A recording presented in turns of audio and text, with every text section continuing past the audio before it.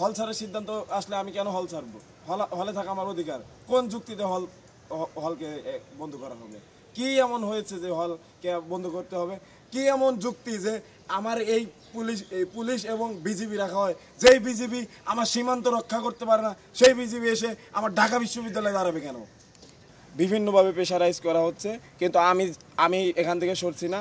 আমার সব কিছু হারিয়ে যাবে, আমি হারিয়ে যাব, আমি সরছি না।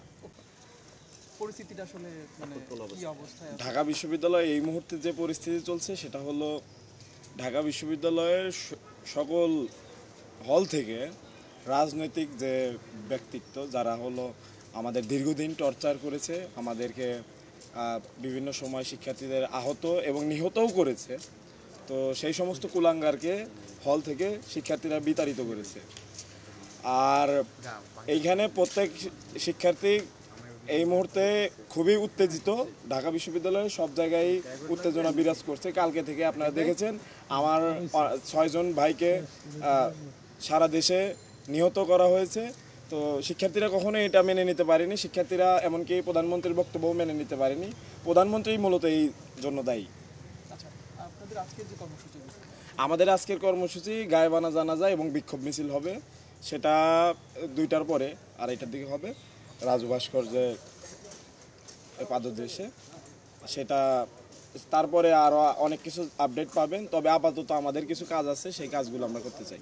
হলগুলোর আসলে কন্ডিশনটা কি? যেটা শুনছিলাম যে আপনার ছাত্রলীগ আসলে হলের মধ্যে নাই, হ্যাঁ, মানে সিচুয়েশনটা কি আসলে? দেখুন, ছাত্রলীগ হলের মধ্যে নাই এটা আসলে তারা তো তাদেরকে বের করে দেওয়া হয়েছে। এই যে আমাকে দেখছেন, আমার এখানে কিন্তু এখনও দাগ আছে, আমার ঠোঁট কাটা, ঠিক আছে?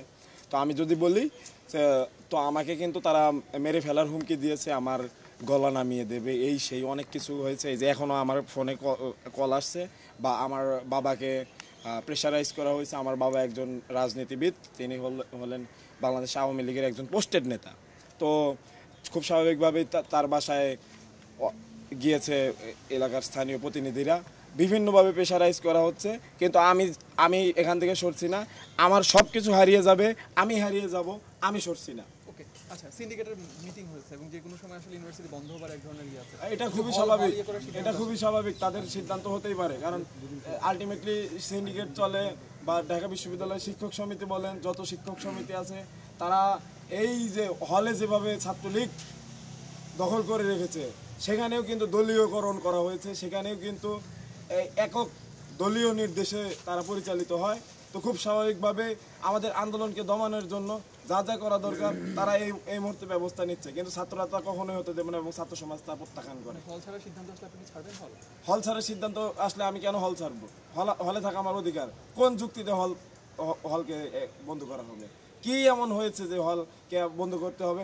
কি এমন যুক্তি যে আমার এই পুলিশ এবং বিজিবি রাখা হয়? যেই বিজিবি আমার সীমান্ত রক্ষা করতে পারে না, সেই বিজিবি এসে আমার ঢাকা বিশ্ববিদ্যালয়ে দাঁড়াবে কেন? আমার ট্যাক্সে চলে এই বিজিবি, আমার ট্যাক্সে চলে এই পুলিশ আমার বুকে বুলেট ছড়বে আর আমি মেনে নেব? তা কখনোই হবে না।